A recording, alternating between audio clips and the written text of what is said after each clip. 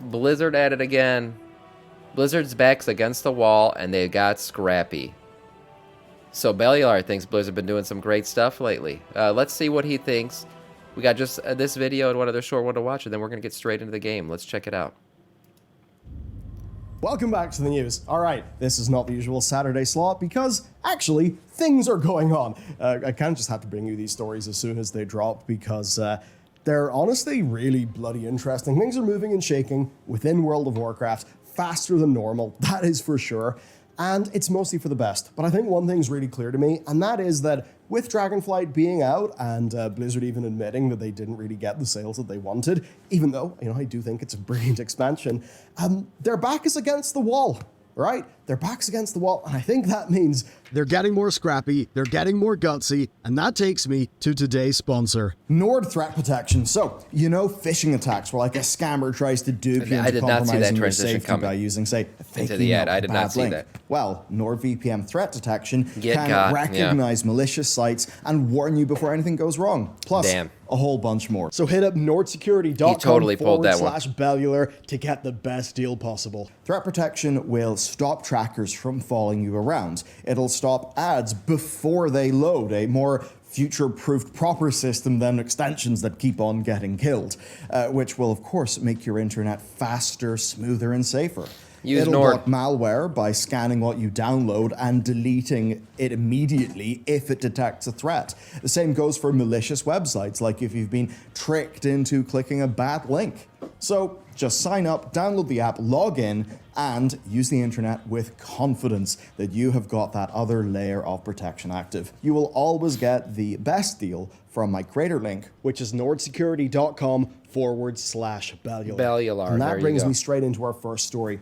And that is a major annoyance being worked on through a sort of temporary thing. I wonder if this will happen differently in the future. But time walking with the Turbulent Timeways event, because for 6 weeks starting next Tuesday, time walking is going to be up every single week and with bonus rewards. On the 28th, we talked about this whole time walking, adventure thing. This is going to be really cool. I'm excited to do this. And of course, the usual quest to do 5 dungeons will be there, but it will be upgraded to award you a heroic level raid item instead of a normal level one. That's right. And unsurprisingly, the week after that, it will be Panda Time Walking with another heroic raid item reward. And this is just going to continue in order from Cataclysm to Pandaria to WoD to Legion. It's a world tour, man. Back to the Burning Crusade and Wrath. And that means it's an amazing time for 2 things. Number 1, to gear up your alts. Gear up the alts, of course, man. There's so many people doing that right now. Dungeons for a bit of heroic raid loot is pretty insane, but also for leveling. And that is because time walking dungeons are way faster than regular dungeons from 60 to 70. That's how I got my rogue up super quick, I didn't know this. And with the heroic rewards up, you can expect to have some super fast queue times. It's not as fast as leveling at like super mega queue times doesn't matter for us because we're just going to do it together. Percentile speed running through quests, but it is, you might be bored of that, and just seriously, it's really quick. And I mostly do love this news. I think it's a good example of Blizzard taking the safeties off, right? And actually trying whatever the hell they want to. Right. Heroic gear at this point is a nice little bonus because, let's be real, the normal gear is useless for the vast majority of players at this stage. And doing it at this point in a patch, combined with 10.07, I think is pretty good. A lot of people are coming back to 10.07. There's new content to do. It is a great time to come back to WoW right now. Just to do the 10.0.7 content, to do this time walking content that's coming out, the nerfs on Razageth. You could literally catch up with everything. It feels like a freaking week at this point. And then the time walking stuff's going to come out over the course of that month. You could be ready to go for 10.1. It'd be totally geared out as if you never left. They want to try alts, especially a Ret Paladin. You can get to item level 400 in one day, yeah. So it kind of is a lot of birds dealt with, with one stone. Never has the game been this all about how it is kind of thematically perfect, Dragon expansion, we've done some time travel, and now we have the timeways getting all turbulent. So I would say more of this, please. But, I do have to activate that cynical little goblin inside me to say that, think about it, right? The same could be said of any positive change, but there is a bit of a lick of desperation at this. There's a hint of, please come back before 10.1. Please don't leave in the downtime. We really want you back. Here's a patch. Here's an event. Go, go, go, go, go. Yeah. Because by the end of this event, like, 10.1 will be very much on its way. Desperation breeds excellence. Blizzard is desperate to keep the player base entertained and subbed right now. And it's great for us because that just means more content. You know, and busting out the heroic It's here working too, I and think. recycling that existing I don't want to content unsub right faster now. than normal, that can be read into some people. It was really a few things. It could be a sign of weakness, indicating, oh, they need to try hard to get people in. A bit like whenever promotional weekends and discounts are done fairly regularly, and for this expansion they have been. You know, maybe it's them trying to make the game appear more exciting when they don't otherwise have, you know, content to keep everybody playing. So there are those things. Now, critical reception. I and us don't see it having as fun. weakness. I mean, yeah, the game's not in the best place ever, but I just see it as you know, they're reacting. They're doing things better, like we've been asking them to. It's one thing, but obviously we do have to contend with a bit of reality, and that is that if retention isn't there after the scars that Shadowlands left, people at the top, you know, my worry would be that the people at the top brass would be putting the pressure on. So I think that if the pressure's been put on, that this is a fairly player positive move That to Anduin cinematic was so increase cool. some of that, you know, increase those numbers. And at the very least, it's them trying to do the right thing. And it's not like they're doing this in lieu of content, because, let's be real, 10.07, like with those new quests, they kind of slap. I'm hearing some people it's great. comparing them to even some FF14 content, which is the best thing to hear. The thing that people are forgetting, I think, is that 10.0.7 is an intermediate patch. It is not a full-on new season patch. This is the most content, like I said, that I remember us getting in an in-between patch ever in the history of the game. That's why I've been so high on this patch. Not because I think it's the best patch ever, but it's the best intermediate patch ever. So overall, I think So it it works excites out, me for especially what's with coming. 10.1 coming. And I'm not really saying this to doomsay. I am just trying to see both sides of the equation and point out that obviously Blizzard is not in a position of undisputed strength. It's not like it's Legion where all the numbers have went back up, and that means they have to be a bit crafty. They have What to is be a up, bit War Bandit? scrappy. Good morning. And I think that actually means they've got the hunger, that they're really going to try as hard as they can to get people back in. And that does basically mean give us more reasons to play the game, which is probably what we want. I agree. Next then, the other bit of news, this has been blowing up. It's been a long time coming. I remember the start of this story with, I think it was called Arc something. It was the add-on that people were using on Professor Putricide in Wrath of the Lich King, where you could basically draw commands. It was crazy. What? But one of the longer running issues with World of Warcraft's raids has been add-ons, right? It's the, some would say abuse, Yeah. some would say It's the arms creative race. use, but Add-ons Blizzard have versus developed a Blizz tool devs. against it. Now, there's no need to worry, because this is not some horrific blanket approach that is No. Blizzard being fun. Just certain abilities. Basically, the developers of Weak Auras have announced that Blizzard are developing a way where they can hide certain buffs and debuffs from add-ons. Right. But that Blizzard are in talks with add-on developers to find ways to make sure the best part is still available, the customization. So the you way go. that this will work, if it goes live, is that Blizzard are making things called private auras. So this means that add-ons will be able to show you these private auras, but they're not going to be able to get any specific information from those auras via the API. Right. So the Well, what I will say is some people freaked out about this. They were like, oh, Blizzard's trying to fuck us over and make us not able to use add-on. I think it's the opposite. I think they want to make boss fights a little less, you know, difficult, a little less, you know, they don't want, they want mechanics to not be so insane. Because essentially what Weak Auras and other add-ons have done is it's pushed Blizzard to a point where they need to make some crazy-ass mechanic where you got to do this a ton of things or it wipes the raid, and they're essentially doing this because add-ons have pushed the regular mechanics to a point where it's like, you know, you're just dead brain doing them because the Weak Aura is telling you exactly how to do it.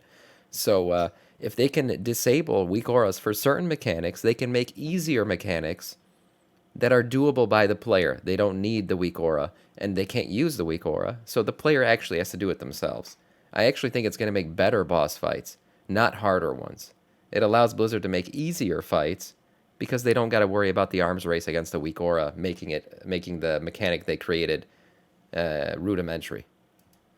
The add-ons will not know any info, like stacks, like duration, or anything like that, so that the add-on can't make decisions for you. So it's going to be up to you to see it yourself and make the decision.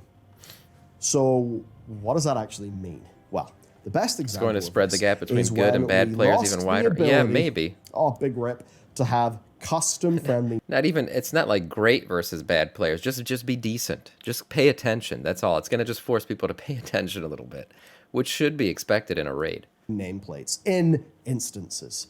All the way back in patch 7.2 of Legion, and that was because people used them to crazy results on Star Augur Atreus, right?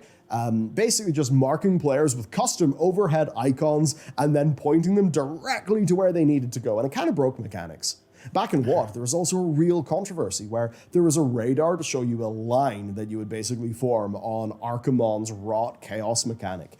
And it's basically accepted that making and using that add-on and how their approach was specifically better than the other guilds, that basically gave Method the win over Paragon, who instead What a spent cool time add-on. developing a Holy strategy shit. that looked a bit more like Blizzard's actual intended solution. Preach's recent video on this topic has a few good more luck. examples of what add-ons could and could not do, of course from his high-end rating perspective, and what Blizzard has been doing over time to combat them, with the ultimate takeaway being that it's a constant war, because of course it is. The designers know how their fights are Yeah, I only use done by DBM for raid add-ons too. in some ways. So going forward, if this works, it's actually good for everyone. Blizzard can make raid use weak mechanics auras in that special add-ons instances can't where it's help you like- with, without removing Mostly the I use DBM. The only time I use weak auras is when it's like almost required. Like say Lords of Dread, right? The whole voting mechanic where you had to, find the Dread Lords and all that. I downloaded the weak aura for that because it was essentially necessary to have it. But otherwise I just roll with DBM mostly. actual good part of add-ons that we like. And in terms of design, this means that they can make actually more simple mechanics, because simple mechanics Exactly would be what I made was saying. absolutely Simple obsolete by mechanics. add-ons, right? So That they people ensure can that actually every do without a player weak is aura. on the same page, the same playing field, doing the same fight. That is awesome. I think that opens up possibilities for even better raids. I think there are times Yes. where designers will probably come up with a mechanic and think, yeah, but 80% of players are going to use weak auras, and that will ruin this mechanic. Exactly. So we need to make it different. We need to make it less harder. intuitive, or you need a workaround that inherently is less intuitive, right? Yeah. And this also shows that Blizzard are taking a smart, surgical approach to fixing a problem. Now, we don't yet know if this is going to be used in Aberrus in patch 10.1, but it's exciting to see the developers aim for not just the easy wins, but actually the challenging and controversial ones too. Yes, yes, That yes. said, if we Agreed. take today's Void-like approach to seeing all possibilities, they might be worried Void about approach. how much longer they can continue to make raids better and better. But like above, this change, at least, is a good thing. And if they are willing to actually engage with the add-on devs to fix this long-standing issue, Yeah, I that's mean, the what good won't thing. They're they chatting eventually with the do? add-on devs. Well, we know one thing. Apparently, they won't make tier deterministic. So, there's good, there's texture, and maybe a little bit of bad. This is where basically the good news is that Skarzard, a reward designer who is generally known as being very open and engaging with the community, which is something we love and encourage, has finally released part 1 of his promised retrospective on tier and raid loot in Season 1. And in Interesting. it, he I didn't read announced this. some upcoming changes. The changes are actually fine in isolation, though I think there's still a little bit of a controversy over who is being left out and how it's a bit of a messy solution. And it kind of Sepulchre, the first ones, as a raid, was notoriously more difficult than intended. This meant that even very competent and committed guilds found it hard to down Lehuvim, Halandris, and especially Anduin in the very first week. Oh my god. Good times. You guys remember rating this on stream? Holy shit, man. Halandris was a shit show for about 2 weeks, minimum. I think 4 weeks, actually. Holy crap, the nerf bug came in. The nerf hammer came down hard on him. And then Anduin. Anduin was like a 2-month-long excursion, man. Oh my god. Yeah, I said it back then. I was like, this is the hardest raid we're ever going to do. highlights how Guaranteed. sometimes Blizzard maybe Yeah, fall back to Bellular is some old great. habits and play it a bit boring and maybe a little bit defensive and out of fear. He basically describes what went wrong with tier sets in 9.2, including the raid being harder than they actually wanted it to be, personal loot making trade requirements insane, and players Yeah. getting less vault slots than expected, which of course made the low drop chance of tier into a real problem. Yeah, Tier getting wasn't tier was fast a- enough, was a so big they deal in basically sped Sepulchre up 'cause it was tier hard. acquisition in Hard to get. Dragonflight. They knew it would be controversial, but with the otherwise tier acquisition being faster, they actually decided to keep the 6 weeks delay for the catalyst because they wanted to see if the other changes they made actually helped. And these are changes like removing the trade restrictions, greatly increasing the rate of the vault dropping tier, and making raid vault slots a bit easier to fill. They actually did help, but not entirely. Based on their data, the most common bracket of players filled between 3 and 6 vault slots, and the vast majority of Makes those, as sense. a result, actually did have their 4-piece on or before that 6-week mark, and that had the knock-on effect of progressing and gearing faster, trading more, and generally having a better time. There you go. But it did leave out some players you who go. don't raid and instead solely do M+ or PvP. They had, on average, some pieces from the vault, but were, quote, extremely unlikely. Honestly, my personal opinion, and it might not be a popular one, I think Mythic Plus gearing is too buffed. I do. Like, I feel like a Mythic Plus or somebody who just does Mythic Plus is always going to be more geared than somebody who just does rating. And essentially it requires somebody who wants to just do rating to do Mythic Plus, aka myself, right? Somebody who does Mythic Plus could just learn watch videos, learn the mechanics, and come into a raid and be more geared, pull bigger numbers, and do better in the raid than somebody who's been raiding for months. But flip the scenario, right? Somebody who's only been doing raid now decides they want to do a Mythic Plus, they're gonna get their dick slapped off. They're gonna get destroyed because they're going to be under geared because raid is not gonna drop as good a gear as the Mythic Plusers have been getting for the last couple months. Plus, they got to learn all this shit, and their Raider IO is going to be their numbers are going to be shit. So anyone below Mythic rating, yeah. But the thing is, Mythic rating is a completely different level. When I mention rating, I'm talking about heroic rating because to me that's like the same tier as Mythic Plus. Mythic rating is a completely different level. That requires like a guild, requires some really good player interactions and stuff. That's a whole different level of the game. But Mythic Plus can give you Mythic rating level gear, which is crazy. So I think, I don't know. I just think Mythic Plus is too buffed right now. I really do. Like I said, somebody can go for Mythic Plus and jump into Heroic Raid and be a badass, but flip it around, you cannot. You're going to be under geared. To get their Over 4 20s set Mythic before Plus the is almost like catalyst. Mythic rating. Basically, It is, yeah. They think But it was fine drops for most gear that's like Mythic rating.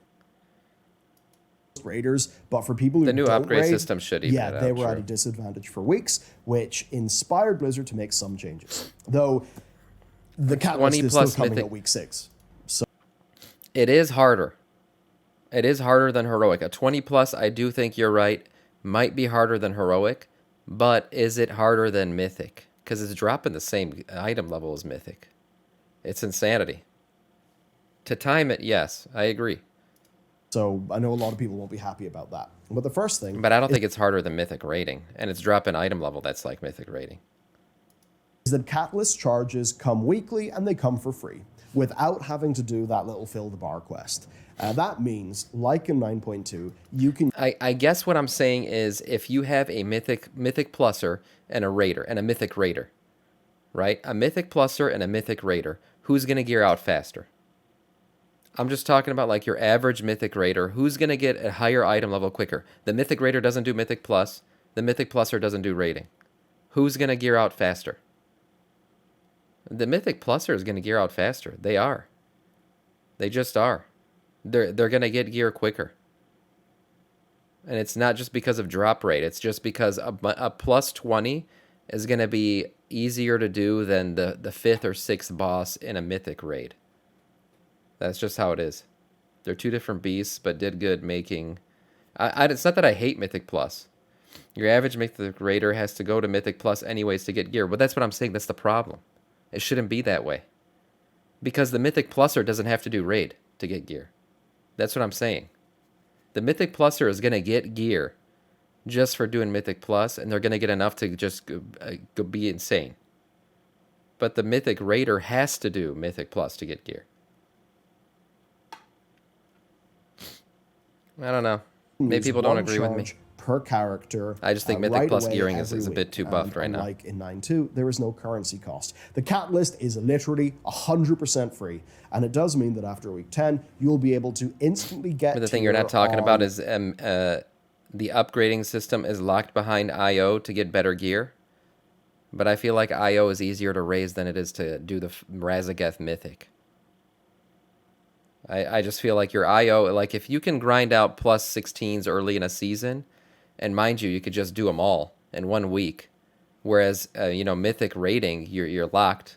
You're locked to do the bosses one at a time every week. There's no limit to Mythic Plus. You can just grind out that shit in a week. Just go ham. Fucking nonstop pulling plus 16s week 1. You're going to get your IO high enough. You're going to gear out quicker. It's just faster.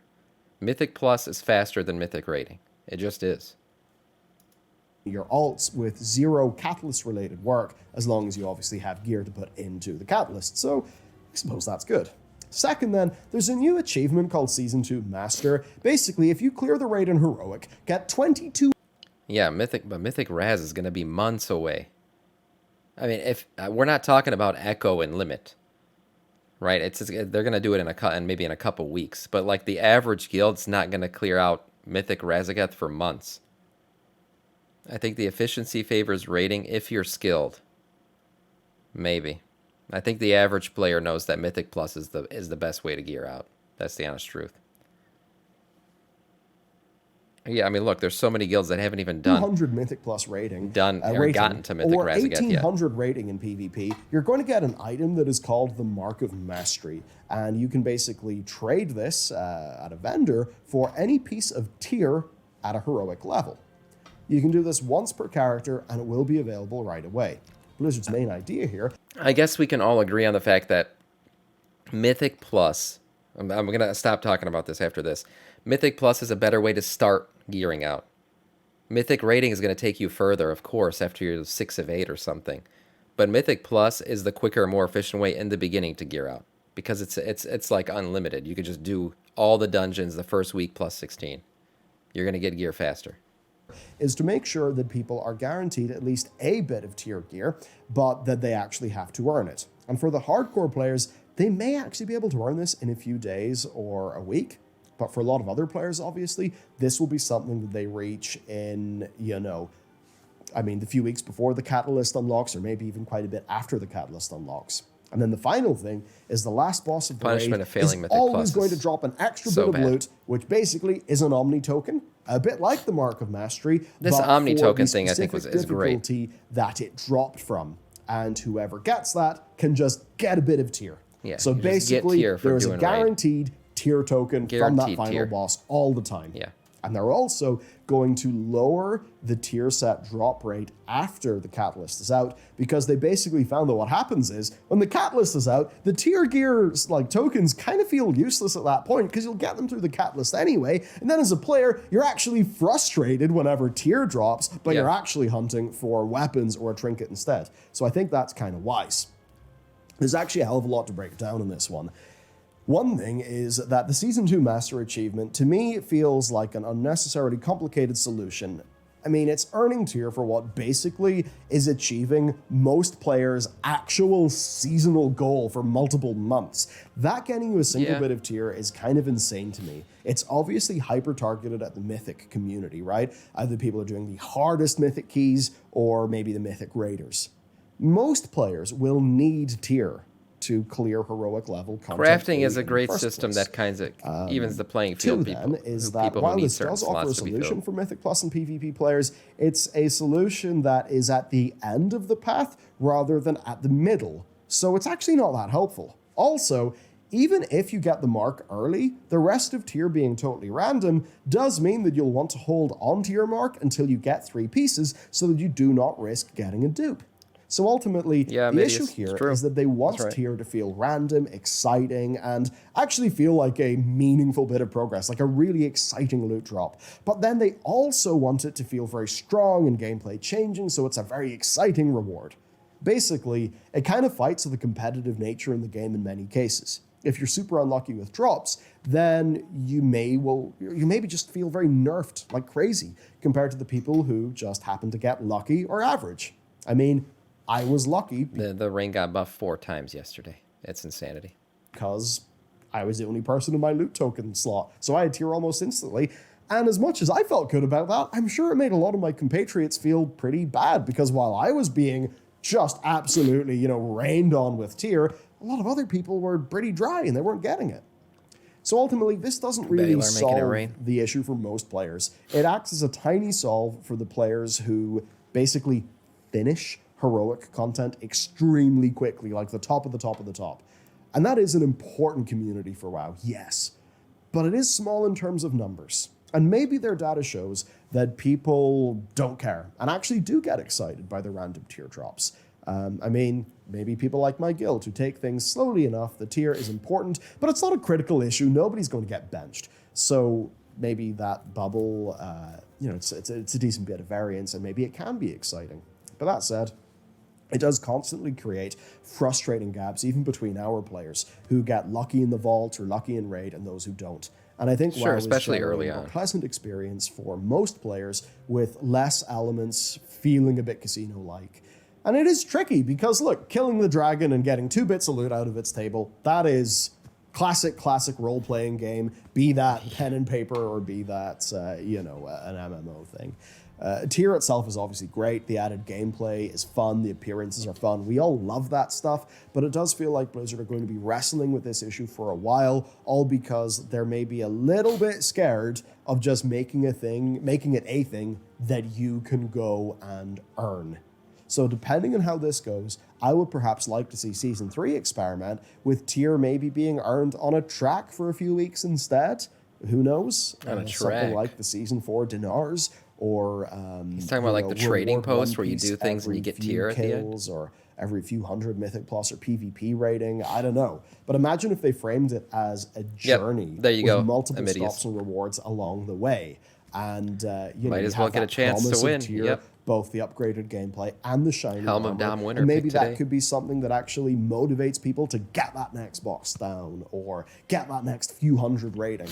So I suppose Blizzard have been really good at out-of-the-box thinking, being more gutsy about things. I love what Chimes has been saying about the new loot system coming in 10.1 with the upgrades. I think they've been doing this to great success. Amidius, type points in the chat to see how many points you have, and then you could, if you have say 2, you could type enter space 2 to give yourself 2 entries. So I suppose I'm just going to offer some of my thoughts on this here. And I guess the most immediate easy fix is faster catalyst, but that's clearly just not going to happen, as Ian pointed out in our interview, because they don't want it to be that like the second the catalyst turns on, it's now the main source of tier. So ultimately, I think this is too careful a change from a Blizzard who we love to see make more radical changes. But who knows? Skarzard is a thoughtful person who actually listens to the community. The interaction has been great. The dialogue has been great. So perhaps part 2 of the Skarzard post will have some more interesting information or help us understand some Thank you for the YouTube sub. more Appreciate things. that. So obviously, even though I do have some feedback that's perhaps against their plan, overall, this is a part of a very broad and positive picture.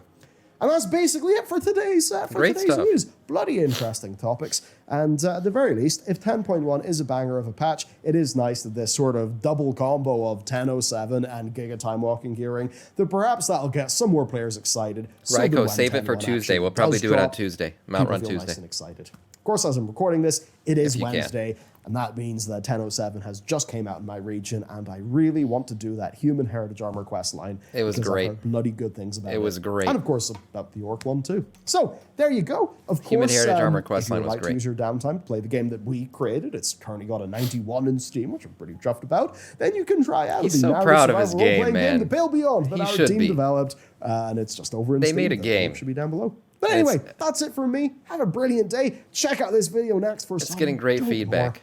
And I'll see you next time. Props to him, man. You know, it's scary to take, like, he's got a YouTube thing going, right? He's making money on YouTube. He turned around and invested that money into making a gaming company and created a game. Talk about following your passion. And he's risking it all. I mean, he could totally lose out on that game, but it's been doing great. Supposedly, the reviews are great. The Pale Beyond is the name of the game. It's available on Steam, if you guys are wondering. Props to Bellular. I hope that game does great for him.